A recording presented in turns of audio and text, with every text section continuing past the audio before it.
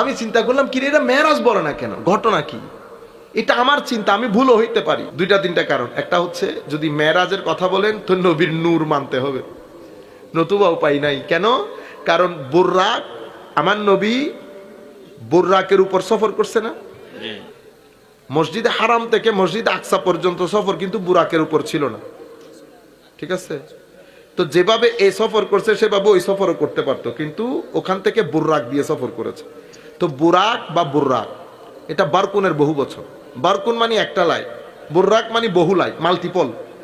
তো দুনিয়ার লাইটের গতি আর আমার আল্লাহর লাইটের গতির মধ্যে আসমান জমিনের ফারাক থাকবে না? এখন এক লাইটে দুনিয়ার গতি দেখেন, আর এটা আমার আল্লাহর যদি মাল্টিপল লাইট হয়, এটার গতি কেমন হবে? তো এই নুরানি একটা বাহনের উপর বসার জন্য মাটির মানুষ বসতে পারবে? শুধু মাটি। তো আপনি যখন মেরাজের ঘটনা বর্ণনা করবেন, নুরানিয়তে মুস্তাফা আসবেই, এক। দ্বিতীয় হচ্ছে, মেরাজের তিনটা পার্ট, 3 এপিসোডের মেরাজ। কয় এপিসোডের? 3 এপিসোড। প্রথম এপিসোড এটা হারাম থেকে আকসা, এটা আমার নবীর বাশারিয়তে মুস্তাফার মেরাজ। কিসের মেরাজ? বা জিসমে মুস্তাফার মেরাজ মনে করেন, আমার নবীর শরীর পাকের মেরাজ। আকসা থেকে সিদরাতুল মুনতাহা পর্যন্ত যে সফর, এটা আমার নবীর নুরানিয়তে মুস্তাফার মেরাজ। সুবহানাল্লাহ। আর সিদরাতুল মুনতাহা থেকে লা মাকান ফাকানা কাবা কাউসাইনি আও আদনা পর্যন্ত যে সফর, সেটা আমার নবীর হাকিকতে মুস্তাফার সফর। এখন আপনি যদি এই ঘটনা বর্ণনা দেন, অটোমেটিক্যালি এই কথাগুলো আসবে। 2 3 নম্বর, এটা আমার ভুল হইতে পারি, আমি চাই যে আমি ভুল হই, আমার ভাইদের মাথার ভিতরে নিয়ত এটা না থাকুক। এরপরে তৃতীয় নাম্বার, যেটা আপনি যখন মেরাজের ঘটনার বর্ণনা দিবেন, কয়েকটা জিনিস এসে যায়। কি? আম্বিয়ায়ে কেরাম মসজিদ আকসার মধ্যে একসাথে হয়েছে, সেখানে আমার নবী নামাজ পড়িয়েছেন। আমার নবী, এখন সমস্ত নবী নামাজ পড়েছেন, আমার নবী কথা বলতেছেন।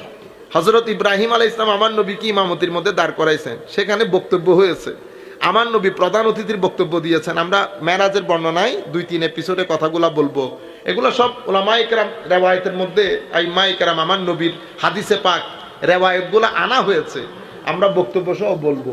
এখন বক্তব্য দিয়েছে, শুধু বক্তব্য দিয়েছে, মসজিদে আকসার মধ্যে সবাই শামিল হয়েছে। এরপরে আসমানের মধ্যে আমার নবীর সাথে নবীদের সাক্ষাৎ হয়েছে। এরপরে মেরাজের সবচেয়ে বড় গিফট নামাজ, সেই নামাজও পেয়েছি আমরা মুসা আলাইহিস সালামের মাধ্যমে। আমরা কার মাধ্যমে? তো মুসা আলাইহিস সালাম ইন্তেকাল করেছেন আমার নবীর থেকে 1000 বছর আগে, হাজার বছর আগে। সেই হাজার বছর আগে ইন্তেকালকারী নবীর মাধ্যমে আমাদের 50 ওয়াক্তের নামাজ 5 ওয়াক্ত হয়েছে, ঠিক আছে? আপনি পুরা মেরাজের যে প্যাকেজ, সেই প্যাকেজের মধ্যে আমার নবীর শানে মাহবুবিয়তের সবচেয়ে বড় উদাহরণ মেরাজে মুস্তাফা সাল্লাল্লাহু আলাইহি ওয়াসাল্লাম।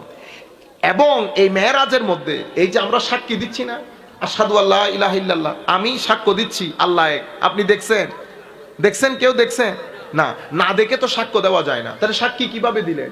আমাদের এইথিস্ট ভাইয়েরা আমাদের ছেলেদেরকে ডিস্টার্ব করে এই কথাগুলো বলে যে আপনি বলতেছেন না, আই বেয়ার উইটনেস, আমি সাক্ষ্য দিচ্ছি that there is no God or no worth of worship apart from Allah Almighty, আল্লাহ ছাড়া ইবাদত উপাস্য কেউ নাই।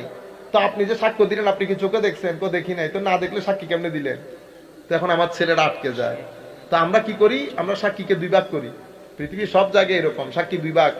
এক ভাগ হচ্ছে মৌলিক সাক্ষী, এটাকে আমরা বলি আসওয়ালাতান, আর একটা নিয়াবাতান। তো আমাদের এখানে মূল সাক্ষী হচ্ছে আমার নবী, আমরা সবাই নিয়াবাতান। মূল সাক্ষী আমার নবী। কেন?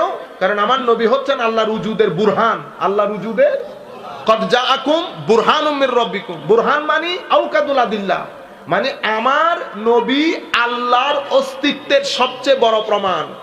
আমার নবী এমন বুরহান, আপনি আমার নবীকে দেখলে আল্লাহকে বিশ্বাস না করে পারবেন না। হয় বিশ্বাস করবেন, নয় বদরের যুদ্ধের কিয়ামতের জন্য তৈরি থাকবেন। যারা বিশ্বাস করে নাই, বদর উহুদের মাধ্যমে কিয়ামত বরপা করেছে আল্লাহ। আচ্ছা, এখন আমার নবীর সাক্ষী যেহেতু মৌলিক সাক্ষী, তো এটা দেখতে হবে না? সেই কারণে রুয়ে জমিনের মধ্যে আমার নবী একমাত্র সত্তা, যিনি আল্লাহকে দেখে সাক্ষী দিয়েছে। সুবহানাল্লাহ। সমস্ত আম্বিয়ায়ে কেরামের সাক্ষীও আমার নবীর সাক্ষীর উপর।